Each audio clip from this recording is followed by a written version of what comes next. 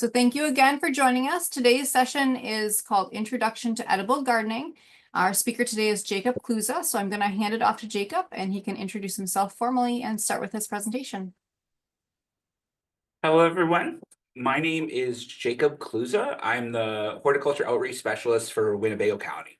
I've been with Extension for about 6 years now. However, I'm new to this position in Winnebago County to about 6 months. Able to see my presentation? Perfect. Okay. So, like they said, the topic is introduction to edible landscapings. And so what is an edible landscape? If we just take a look at the beautiful picture and just really soak it in, really realizing all the different colors, textures, shapes, sizes, and things in this picture. Edible landscape is merging of the beauty of traditional ornamental gardens with the practical aspects of growing food, right? So this approach uses food as a design feature, combining form and function to create aesthetically pleasing landscapes that produces fruits, vegetables, herbs, and more.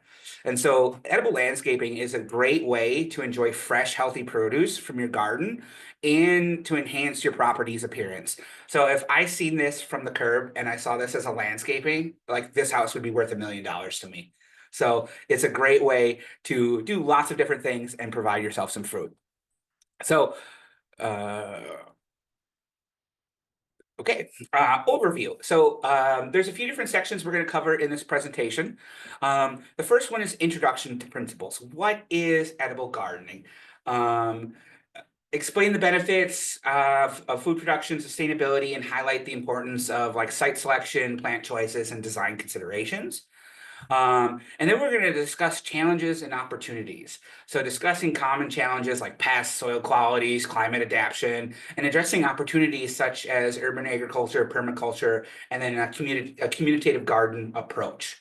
And that's just like a community garden. And then really providing examples, right? This is an example and a visual-based presentation. So I really want you to like see what we're doing. And then talk about environmental parameters, emphasizing role of sunlight, water, soil health, explain microclimates and plant selection. And then we're going to end with some plant profiles, really just dive into those plants that you can really use in a diverse manner for edible landscaping. Most of them you will already know, but it really just highlights the context of what we're doing here. So that's an overview of the presentation. So first and foremost, you heard me say at the beginning slide, it's a combining form and function, right? It's the best of both worlds. So selecting plants that are both beautiful and edible. Who wouldn't love that? And incorporating like vibrant colors into your garden, using really thorough, thoughtful design, ensuring that your garden can be both productive and beautiful, really maximizing space and diversity. We have lots of space, lots of different things that we have that we can make use of, and different heights as levels as well. And then really looking at careful planning. So considering plant placement to create harmony and through varying heights, textures, proving gardens can be both beautiful and useful. So the very basics of is just combining form and function. So traditional landscapes are often emphasize beauty, neatness, symmetry, and use decorative plants over functional ones. They really focus on aesthetics. These plants typically include your lawn, your shrubs, flowers, and trees. And again, they're chosen for beauty, not food production. So the maintenance requirements of a traditional landscape is actually pretty heavy. They often rely on heavy watering, fertilizing, mowing, pruning, chemical pest control. And if you take care of your house, if you have a house or a property, you know that it's a lot of work, right? And with a lot of work, that makes a lot of environmental impact. So conventional landscapes have higher environmental impacts, including increased water usage, chemical runoff, and habitat reduction. And then as well as they're only really a single use space, right? So when I look at this picture, it's only really beautiful. It doesn't really function as like something you can play on. So it's only really limited to one use. And I think we can do better. So when we move on to edible landscapes, it's pretty much the opposite, right? So it's again combining function and beauty, and then we really practice eco-friendly gardening techniques, such as like reduced inputs, um, reduce chemical use, increase biodiversity, and efficient water use. And then highlighting that it's really a multifunctional space, right? So create landscapes that are providing food, supporting wildlife, and promoting environmental health, as well as still looking beautiful, right? So they can perform multiple functions. And then often it looks like this would be a lot more work, but often if you do it with sustainable principles, that this amount of plants and diversity often equals less work. So it's counterintuitive. By putting more diverse plants, you actually reduce the amount of work because there's just less amount of disease pressure in there. And it really supports your footprint. Growing this amount of food means you're not having to buy it, right? So edible landscapes have lots of benefits, or lots of reasons to use edible landscapes. And then they also have lots of benefits. So for the environment, they decrease food miles. And so food miles is how much you have to spend every day or every week on driving to go get your food. So it cuts down on transportation, emissions, cost, and your dependence on industrial agriculture. So fuel supported calories, that's what it says. For health, really, you're supporting food security, you're increasing your access to fresh, nutritious produce. There are therapeutic horticulture benefits, benefiting mental health, stress reduction, and improving your well-being. As well as promoting, again, healthy choices. If you have fresh herbs and fruits, you're more likely to use them in your everyday life. As well as in general, edible landscapes tend to promote sustainable gardening, low impact gardening, water-wise techniques, and resilience to climate change. Typically are the benefits of a nice edible landscape. So edible landscapes are great, but they do have some drawbacks. So number one is time and labor, right? So I said that this would reduce the amount of work, but I just said now that this makes time and labor, but it's really about when the time and labor is there. So if you do a lot of work in the beginning and that helps you out later on, your overall workload is still reduced, even though you put more time and attention in the beginning, right? So same is with edible landscapes. You're gonna have to put a lot of time and attention into planning and in the beginning of the year, but once that goes throughout, you have less and less inputs and it becomes more and more sustainable. So the first one is time. Requires more regular care of attention, ongoing seasonal planting, harvesting, gardening maintenance, and consistent planning and adaptation strategies and plant rotations. Increased inputs, so often demand more water, however, that water is used more efficiently. And it may require more additional fertilizers and amendments, but that is a may. And the big problem with edible landscapes is they produce a lot of waste management, a lot of green waste. And that can be a real big problem with trimmings, diseased plants, overripe fruit, stuff like that. And to effectively manage, you need to have a really good functioning compost system. And poor waste management can really attract pest disease and negatively affect the garden aesthetics. So if you don't do things quite right, it can come back and hurt you more in the end. So there are some drawbacks to an edible landscape. A little bit more time and attention in the beginning, a little bit more inputs can be, depending on if you do things right, and a little bit more green waste. And so that's highlighted in these pictures. Again, more time, more effort, and even just the cost of the plants costs money. So that was the introduction of what edible landscaping is, edible gardening is. Now I'm going to really go through the meat and potatoes of the challenges and opportunities. But most of these are going to be a challenge and an opportunity. Like they're really hard to work through, or they're going to be challenging to work through. But then, the solutions are going to be key into providing benefits for you. So the first challenges and opportunities are biodiversity and habitat. Utilizing resources management to optimize water use, looking at resource conservation, maintaining healthy nutrient soils, environmental effects, balancing sun and shade for optimal growth, looking at the inputs required, and then interplanting and ornamental balance, and then green waste and pest control. So we're going to all cover these topics in a little bit more depth coming up here. So the first, what I would say, opportunity is biodiversity and habitat. So the goals for creating a diverse ecosystem is one, increase diversity, have more types of plants, more shapes of plants, more colors of plants, just more differences make us stronger. And so with this diversity, you're going to eliminate monoculture. So in that one first picture, I showed that there was all cabbage being grown in this ornamental landscape. It might have been different types of cabbages, but still cabbage, right? So we really want to move away from, like, we could have some cabbage, some kale, just some diversity. So eliminates this monoculture. And then it creates a habitat for beneficial organisms. Most people tend to see insects as a pest and a problem and don't realize that there are 20 to 30 beneficial insects that are doing real good work for you in your garden right now.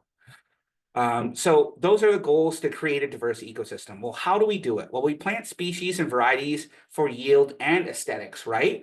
One great example would be peppers, right? So we can plant a really good variety that has very ornamental peppers, but still produces a lot of peppers and colors. So planting for species, varieties that yield an aesthetic. Next is considering pollinators and native plants. So pollinators include things that draw in pollinators. But it will also help the productivity of your fruit and vegetables that are also in your native landscape. So natives include species to support local wildlife. They tend to be a lot more resistant to disease and drought. So they really reduce your garden maintenance and really strengthen your ecological resistance. So include native plants. Next is plan for continuous bloom and harvest. So understanding that things come in and out of season, it takes time for plants to grow, it takes time for plants to die. So you really need to plan in the beginning. I'm going to plant maybe a pepper here that blooms in July, a tomato that blooms in August, and then some late season, cool season crops, some kale, some cabbage for November and December, right? So really planning for a continuous bloom and harvest. And then maybe practice companion planting. So plants with comparable species close together really deter pests. They improve pollination and can really enhance growth. And then using structural diversity.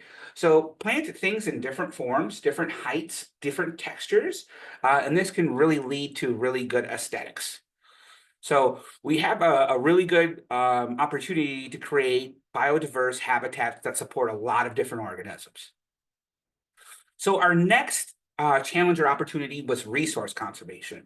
But resource conservation is a tricky one. You need to understand the factors that affect your resources first before you do the conservation. So having a basic understanding of what factors affect your resources. So in edible garden, plant species will definitely affect your resource conservation. And I said that you have to do things right, otherwise they can turn out worse.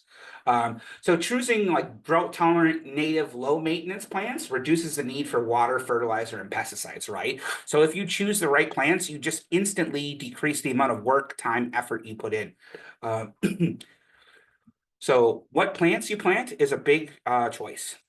So planting density. So most people think that a higher density equals greater water requirement. So and these two pictures highlight this.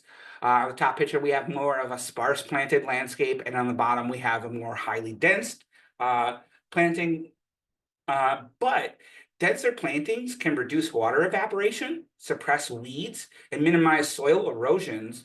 And proper spacing can maximize shade and moisture retention, decreasing resource use. So again, it's another counterintuitive that when you pack more plants in a diverse rate, they actually require a lot less work because they benefit each other. And then the last factor is microclimates, right? So where you plant and when you plant. So it's going to be a lot easier to plant in something that's a little bit more native and mimic the native functions versus if you're planting in this little alcove, which is a hospital.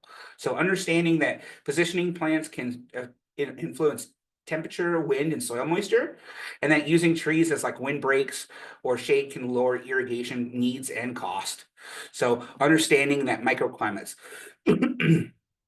So now that we understand what things are going to affect our resource conservation, let's actually look at conserving water now. So conserving water is the number one factor, and we use a thing called hydrozoning. And so hydrozoning is just grouping plants together with similar water needs to optimize efficiency. In this picture, you can see that there's a few different types of plants. Number one, that grass is a high demand water, right? So they put all the grass in one area. They have some moderate shrubs that need some water up here at the top. The big trees need a low water, and then we have another moderate water demand. But there's different types of plants here that need different types of water. So really just putting plants that have the same water requirements in the same area, and then scheduling the irrigation based on those plants. So if you don't have a schedule, maybe you are the schedule, but basically, for the low demand, it might need to be watered once every 2 weeks. For the medium water, it might need to be watered once every other week, or once twice a week, once a week, something like that. But the high demand needs to be watered every other day or every 3 days. So scheduling the water requirements based on where the plants are and their water needs will definitely help. So using efficient systems, right? Sprinklers, drip irrigations, stuff like that. However, hand watering can still be highly efficient when done correctly. When you focus the water on the base of the plants rather than broadcasting it, that's what we call efficient watering, and not using like a sprinkler. But drip irrigation, low flow, low volume systems, including mini sprinklers, that's why the sprinklers in there on efficiency, because there are mini sprinklers that are actually efficient. Drip tape and soaker hose apply water directly to the root zone, reducing waste. You can also bury drip tape. And when you bury the drip tape, you have less evaporation and the water is going right to where the plants need it in the root zone.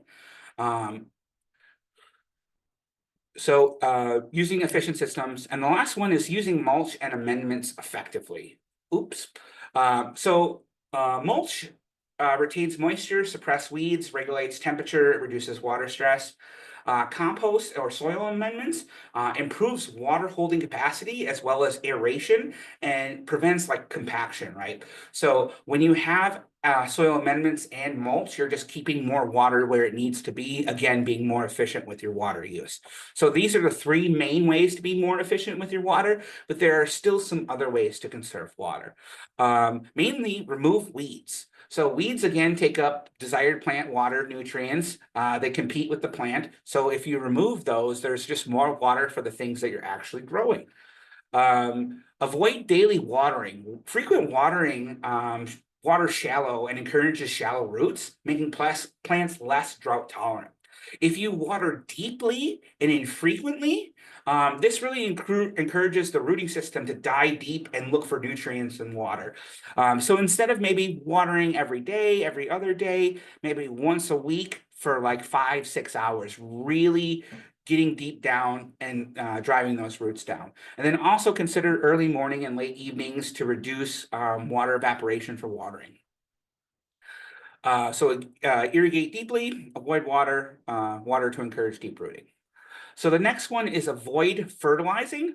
So over fertilizing creates extra growth, and that weak growth takes up space, takes up water, and increases the water requirement. So oversized plants need more water, making them less drought tolerant.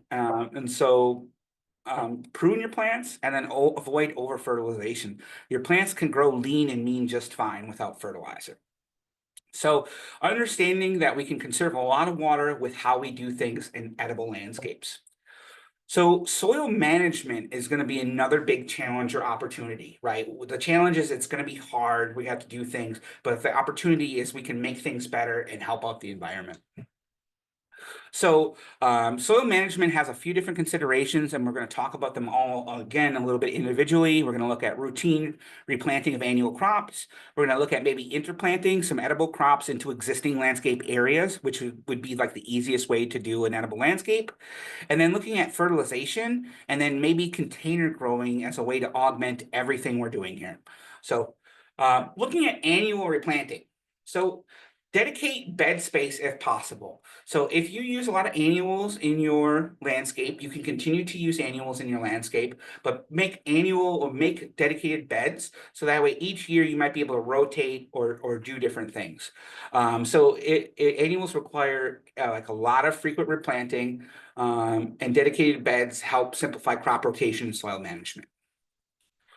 So number one thing, if you plant every year, you want to amend every year. So add different things to your soil, organic matter, perlite, which are those little white things that help with aeration. So proper soil preparation supports plants and reduces the need for synthetic fertilizers. However, replanting annuals can be a little bit difficult if you've already established your landscape. So incorporating soil amendments becomes a lot difficult, and then planning for long-term soil health at the beginning. So making those beds and having a method to fertilize and with a plan will help in the long run. So the next thing is interplanting into existing areas. And so interplanting is the easiest way to have an ornamental garden. You take your existing landscape and then you just fill the open areas with edibles, right? And this has an advantage. It increases diversity, right? So the plants, beneficial insects, pollinators, everything are drawn in by the diversity. However, it does have some drawbacks, right? So it's difficult to prepare the soil for annual crops if you already have an existing landscape. Um, your soil might be compacted, it might be depleted, and it will require careful soil management and adequate nutrients for things to be really successful. And so it's really difficult to prepare the soil, as well as woody roots tend to interfere. So large trees, shrubs compete for water and nutrients. And when you're trying to put interplant into different areas, you tend to hit a lot of tree roots. I know I do. And those tree roots tend to disrupt those plants that you did hit. Frequent digging and planting can disrupt a lot of perennial root systems, and careful planting, such as using shallow rooted edibles, such as these lettuces and kales, can really minimize the effects of interplanting into existing areas. So interplanting offers great benefits, but again, it really needs to be thought out first, because if you do it willy-nilly, the consequences of doing it wrong can affect you worse, right? So if you do it wrong, there are a little bit more consequences. So container growing. So container growing is a way to get around all of this, right? So if you grow in container, you're able to control everything, right? You're able to control the size of the pot, the type of soil, the amount of water, the plant spacing, like the light quality, right? So you're able to control a lot more things. And then it just avoids soil compaction, right? It allows for better disease, pest management than in-ground planting. Again, you can control what you put in your pot mix, whether it's a growing mix, a bark product, coconut coir, sphagnum peat moss, or just garden soil, right? You can control what that is. You have the ability to leach. If your plants are too hot, you have the ability to put a bunch of water through those containers and really leach out what you need to. As well as containers tend to have good drainage. So containers, you have a lot of holes, you can put more holes. But one common issue is that a lot of people put gravel in the bottom of their containers to improve drainage. And that is really a myth. So that does not tend to produce drainage. It tends to actually produce a stagnant area that can actually have a lot of diseases in it. So instead, using a well-draining mix that has a lot of proper holes and drainage is a lot better than putting gravel in the bottom of your containers. And so with containers can hide a lot of things. You can put containers behind plants. You can put them in front of plants. They just allow a lot more accessibility. So if you wanted to create a cheap and easy edible landscape, plant all your edibles in containers and then just put them out in your landscape. It doesn't have to be super hard or super labor intensive. So the next point I want to make is understanding that plants, again, come into bloom, come out of bloom. So when I said plan for continuous bloom time, you basically need to maximize your ornamental function of those edibles. And these pictures really highlight this aspect of you really need to plan for this. So this lower left-hand picture, so just in general, there's 4 pictures here. These 2 are before and after, in bloom and out of bloom. And then the bottom left is just a picture of an edible landscape, but before it's blooming, right? So it doesn't really have a lot of ornamental value. It's just green.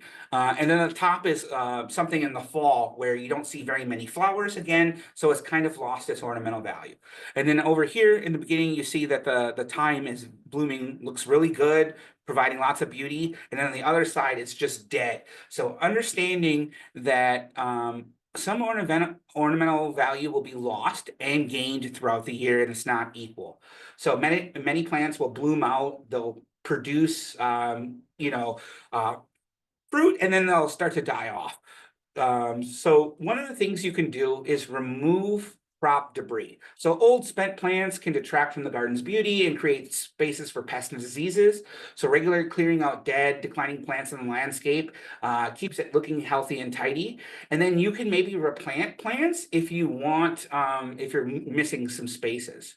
And then harvest ripe and mature fruit. So overripe and fallen fruit definitely attract pests. They can make the garden look really bad and just encourage a lot of different bad things. So frequent harvesting ensures that the garden remains productive and visually appealing, as well as harvesting can stimulate more production, right? So plan for a mix of blooms that bloom at different time throughout the year. So this one just highlights that it's not going to be beautiful the entire year. You have to plan for this. You don't have to, but you have to account for it. So we talked about green waste management as a challenge and a negative drawback. But growing edible landscapes often produce a lot more plant waste. However, I see this as a benefit because we can put that plant waste back into the ground and use it as a benefit. So growing edibles, there's a lot more waste from pruning, harvesting, seasonal dieback, harvest, disease, right? This can lead to excessive waste. And like I said, you need to have a functional compost pile to really proper manage this. Instead of like sending it to the landfill, composting really turns it into nutrient-rich soil material and maintains a really good ecosystem. So again, the debris can be composted, and it's important to use organic materials in the landscape. And you can either turn this into a soil amendment or a mulch. Soil amendments are just things you add throughout the whole soil profile, and mulches are things that you just put on top of the soil. So I talked about composting, right? And so I just want to give you a little bit more information about composting.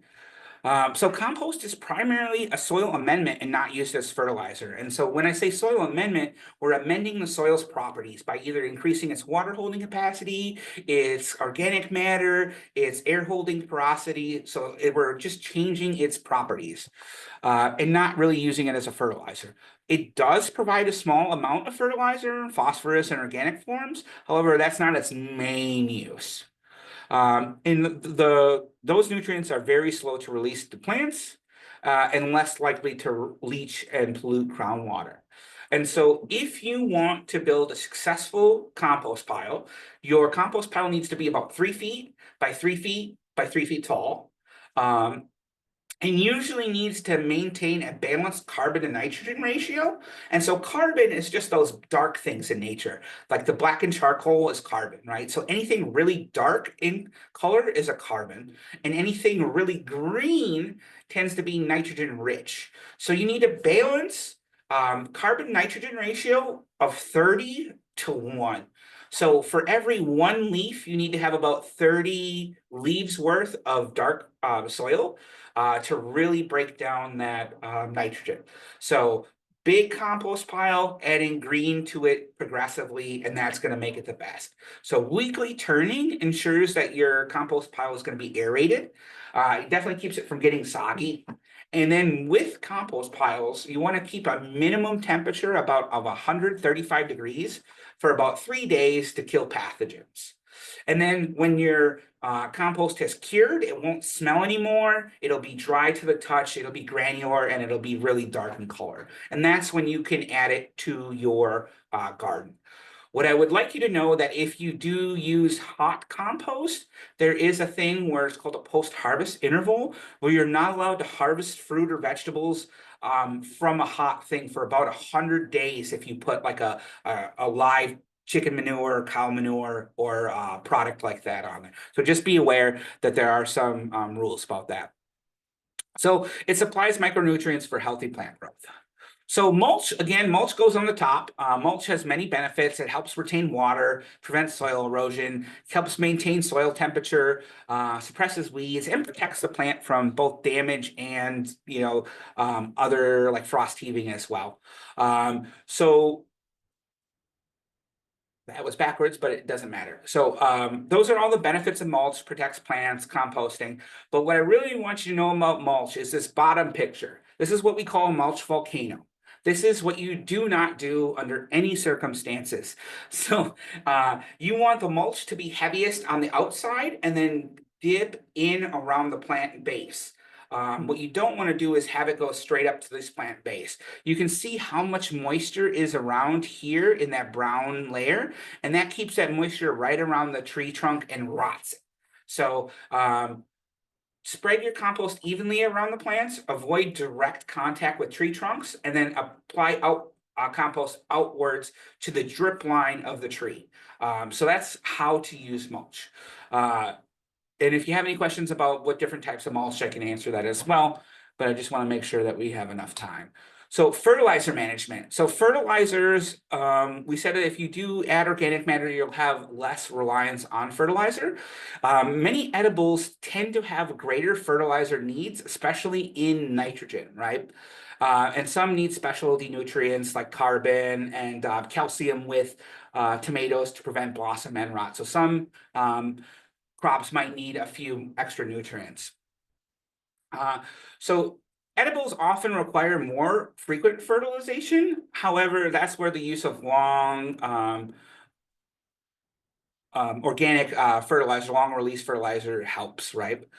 You can side dress with seasonal crops, and then you can do that annual fertilization when you do your beds, right? And then again, consider using slow release that provides steady nutrients and reduces that risk of over fertilization.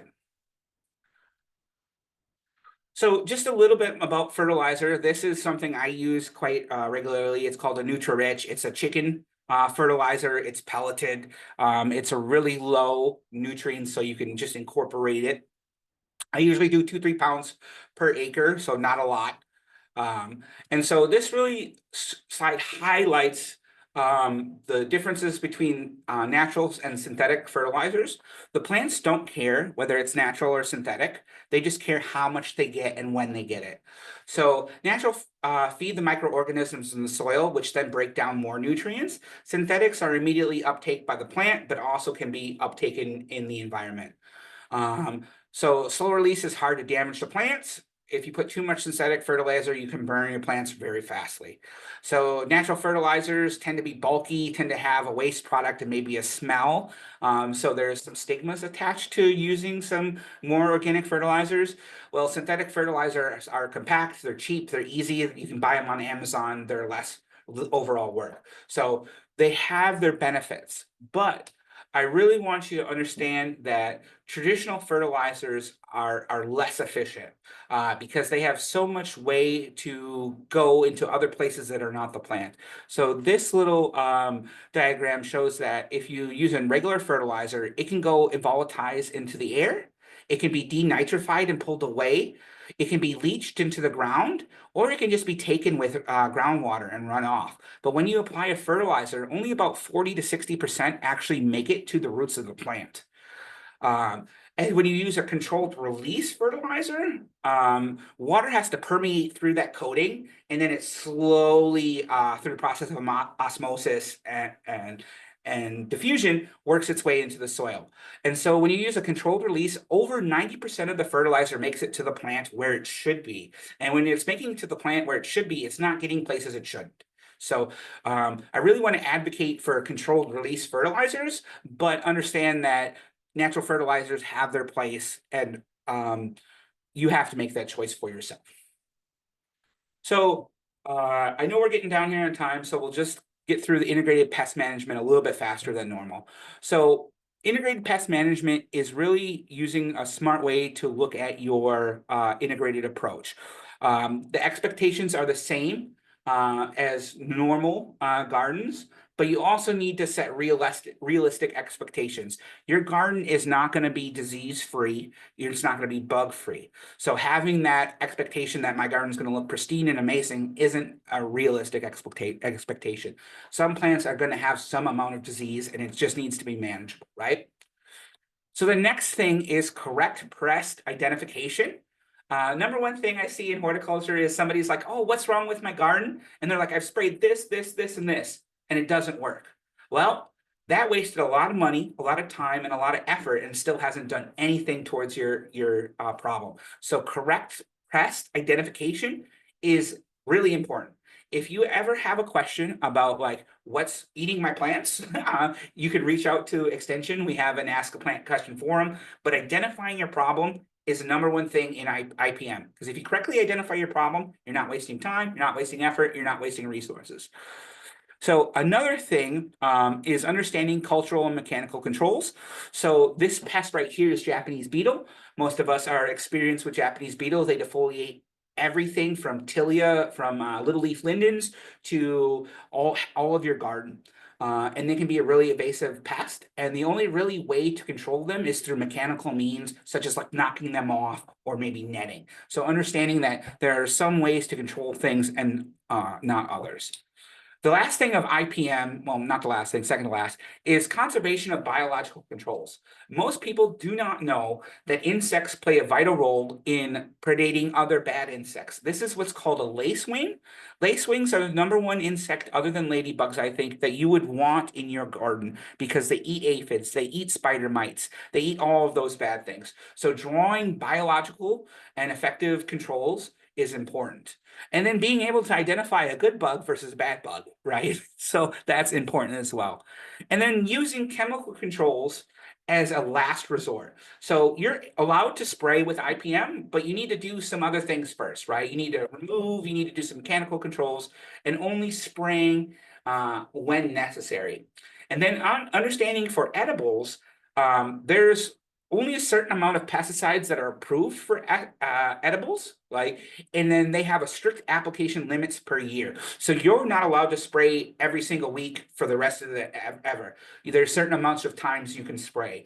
And then again, if you're spraying for edibles, you have to understand that there's a post-harvest interval, the required time that you have to wait between when you apply a pesticide and when you can be safely harvested and eat. So understanding that if you spray, you might limit the edible portion of your garden. So we really want to use chemical controls as a really last resort. We're trying to use that as the very last resort. So this is an example of IPM, right? So on the top, we have downy mildew, powdery mildew on some what looks like eggplants, something in that family, right? And so understanding and correctly identifying this is number one. In the bottom lower half left, we have some peach aphids on the underside of what looks like a cucumber leaf. So understanding, correctly identifying those, your treatments are going to be very different from the top and from the bottom. And then on the right-hand side, you can't really see it well because the pictures sometimes get a little pixelated, but that's just general wilting, right? We see the plants are, the leaves are rolling upwards, they're yellow, and everything is wilting, and then you can kind of see some whiteness over here. So that's really you really need to identify what the issue is beforehand and then treat it. So that's what all IPM is integrating multiple approaches and then making sure that chemical control is your last. So I talked about cultural controls for pest and edible landscapes. What are those cultural things that you can do that you can change? Number one is you can buy resistant varieties. If you look on seed packets, if you look on plant forums, you will see resistant varieties they're basically resistant to common pest diseases and reduce chemical interventions. And then plant diversity. So I've said this a few times now, planting more different types of plants helps you out because then only one little plant is affected instead of large portions. And that diversity is really key. Proper spacing is important as well as crop rotation. So rotating what crops are where in your garden at different times helps reduce disease pressure. So plant health, strong, well-nourished plants tend to be stronger. So if you're growing some plants and this one's weak, but I'll leave it here, I would encourage you to just pull that plant out and maybe just stick with the plants that are only healthy and really doing really well because they're going to be the ones that actually do things. And garden sanitation, right? So removing diseased plants, fallen leaves, old plant debris really prevents new inoculations. And then mulching and monitoring. So regularly inspecting your plants for signs of disease, pests, and allowing for prompt targeted actions when you see it, right? And then mulching just suppresses weeds that compete for resources, as we talked about again.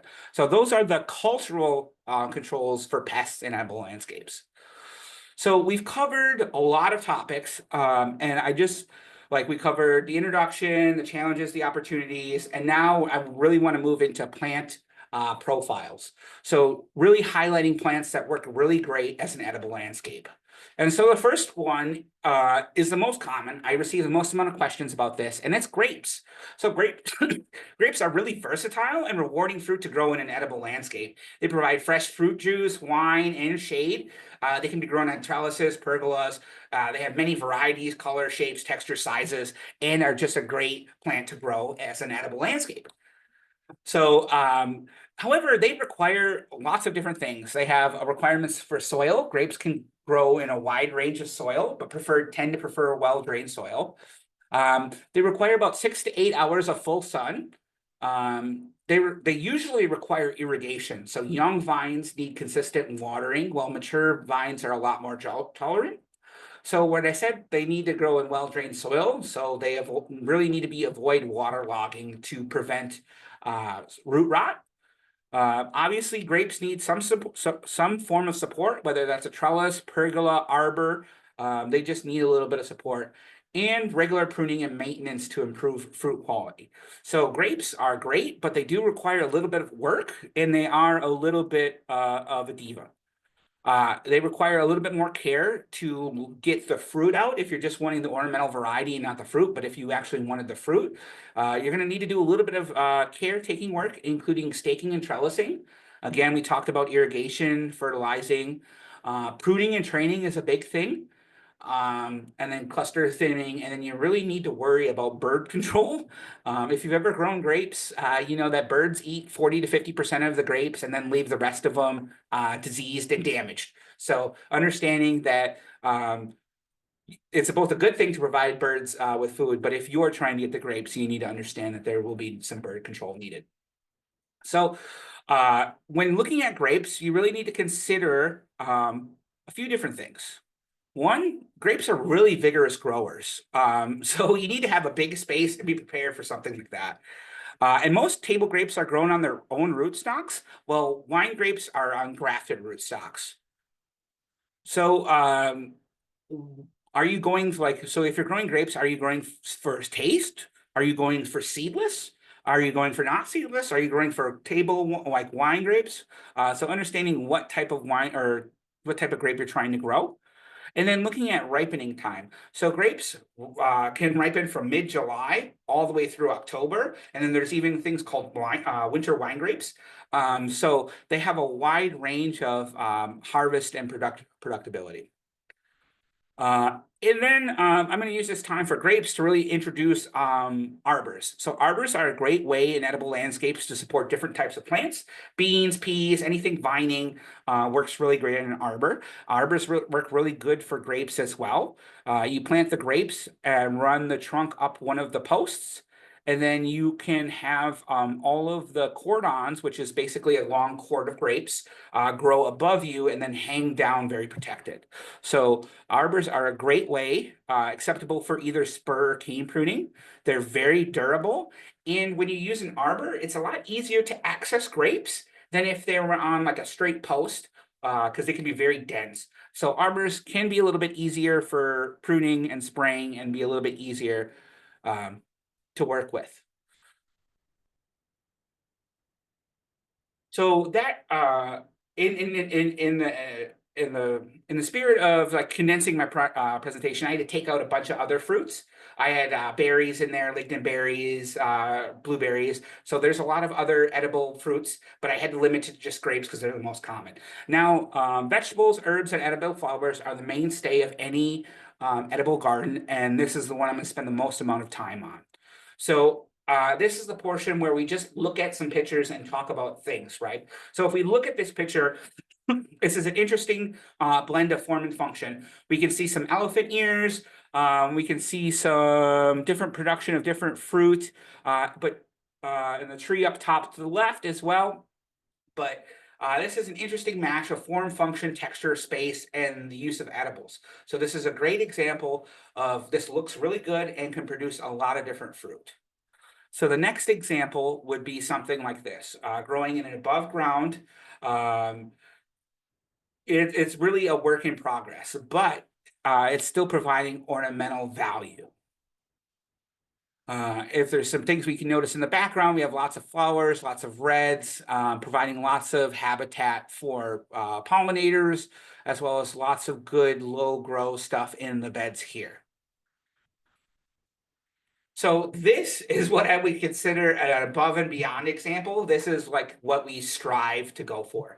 You see, we've got kale, we've got cabbage, we've got some flowers. There's tomatoes in the foreground. There's tomatoes in the background. There's huge pergolas that have different beans and cucumbers growing on them. So really using height, texture, form, shape, density to really pack them in there. And this is an example of something I really want to move towards. This is absolutely beautiful, and this is what I think we should move towards.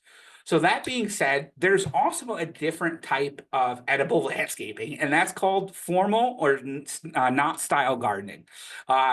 There's lots of different examples. A lot of them are mostly in like public gardens, but a knot garden uses herbs as borders. It uses lettuce or other vegetables as the fill, and it tends to be a lot more high maintenance. But it is still an edible landscape, and I still support it. So these are more pictures of different edible type landscapes. Again, the one in the lower left-hand corner is something I want to strive towards. But even on the right-hand corner, I talked about container gardening, right? So container gardening can cover up for a lot of your issues. And this lower right-hand picture shows a lot of different containers and colors, forms, functions, but in different places. And then there's going to be a few different pictures that have containers hidden in them, and you wouldn't even know that there was a container in there. So we talked about choosing varieties that suit your needs. And so I've used a few words like resistant, susceptible, and tolerant. So understanding that there is a difference between susceptibility, resistance, and tolerance. So a resistant plant is a plant that actively prevents or limits pest damage, meaning it's less likely to get infected. Susceptible means the plant has no defenses, making it more prone to pests. And tolerant means that the plant may become infected, but will continue to grow and produce without significant damage. So when I say drought tolerant, right, those are things that can tolerate maybe a little bit of drought or a little bit of salt, versus disease resistance or pest resistance, right, that don't get affected by plants.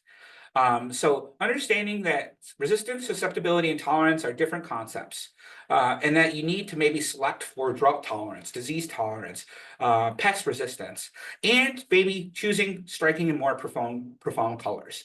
Like there are plants that are really resistant, but you want it to look good as well.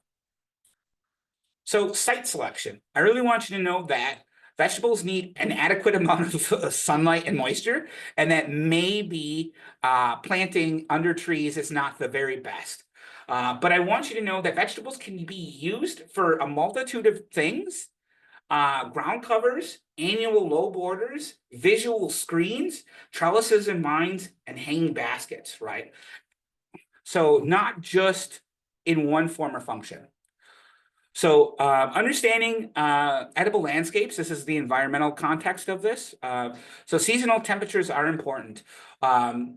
Warm season crops grow best when average temperatures are between 65 and 95. And those warm season crops are tomatoes, peppers, eggplants, cucumbers, squash, melons, beans, corn, right? Warm season crops. They thrive in late spring, late summer. They require warm soil and long days, right? And they're really sensitive to frost. While cool season crops grow best between 55 and 75. And those are lettuce, kale, spinach, carrots, radish, peas, broccoli, cabbage, right? They grow best in early spring, late fall, prefer cooler temperatures, shorter days, and many of those can tolerate light frosts and even heavier frosts. So planting around seasonal temperatures ensures a continuous harvest throughout the year. So ornamental edibles, like what are the edibles that really have an ornamental variety? So we're going to talk about artichoke, kale, lettuce, mustard. This is a list of some of the more good-looking plants that we eat. And so I really want to get into the plant profiles to just finish this up real quick. So artichoke. Artichoke is a striking ornamental plant. It adds architectural interest to landscaping beds. It has these large silvery green leaves, and you can see it provides a lot of interesting texture as well as fruit, right? The flowers are edible. They attract pollinators when left to bloom. And they require well-drained soil and full sun for optimal growth. So artichoke is a great option. So kale. Kale is cold hardy. It can be grown year-round. It offers a variety of leafy textures, upright, horizontal. It's got wonderfully striking colors. It works well in really mixed borders, raised beds, container planting, and can be harvested continuing by picking out the outer leaves.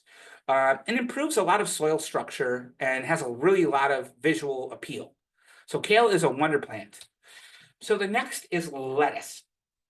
So lettuce is quick growing. It can be interplanted into flowers, herbs. It comes in a wide range of colors. Most people only believe lettuce comes in green, but it comes in yellow, red, green, speckled varieties. I've even seen some blue lettuce, so that was grown for the 4th of July. It's ideal for container gardens, borders, small spaces. It can be succession planted. So you can plant this, another thing, and then harvest it as need be. So lettuce benefits from partial shade, making it a great option for underplanting and companion planting. So lettuce. So next is mustard. So mustard comes in a multitude of variety. It's got vibrant colors with red, green, and purples. It's really cold hardy. It's really spicy and provides a unique flavor. But it also works as a natural pest deterrent. Mustard's greens can repel certain insects, and it's really good as a cover crop. Now we have rhubarb. So rhubarb, again, long-ribbed perennial with bold foliage, those bright red stems. And there's even some with pink stems. They add texture, they add color, they add height. They really work well as a back border. They really thrive in a colder climate and really minimal maintenance. Once they're established, they're good to go. So leaves can be toxic. So again, just keep that in mind, and is really good companion plant.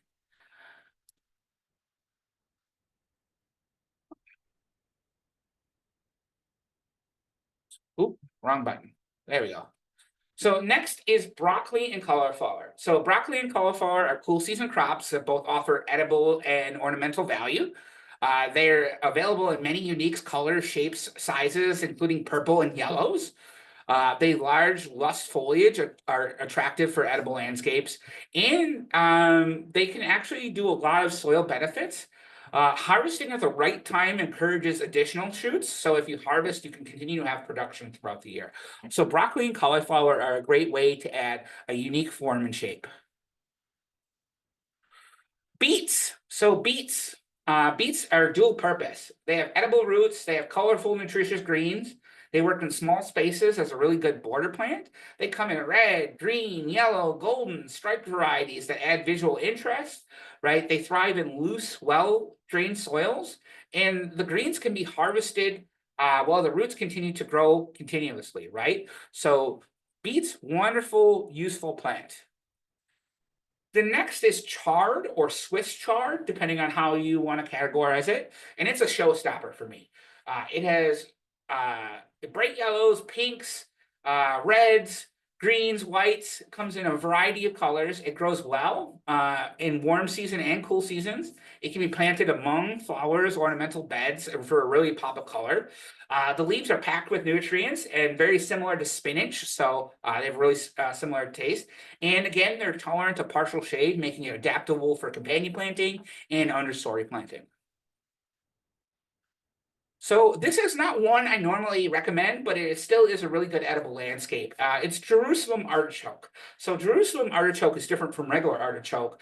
It produces these tall sunflower-like plants, so it can really add that height and texture that you're looking for. But it really produces edible tubers. You're really eating those tubers, and they can spread aggressively.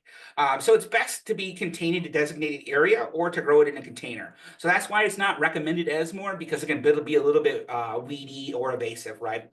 But it's drought tolerant, it's low maintenance, and thrives in really bad soil. So if you have a portion of your yard that's really bad, maybe try some Jerusalem artichoke, and it really provides some late season blooms that are really important for those pollinators.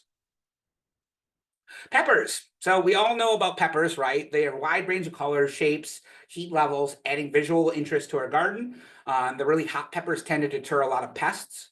They're compact. They work well in mixed beds, containers, borders, or containers. They thrive in warm temperatures and full sun, and they're really a wonderful ornamental plant.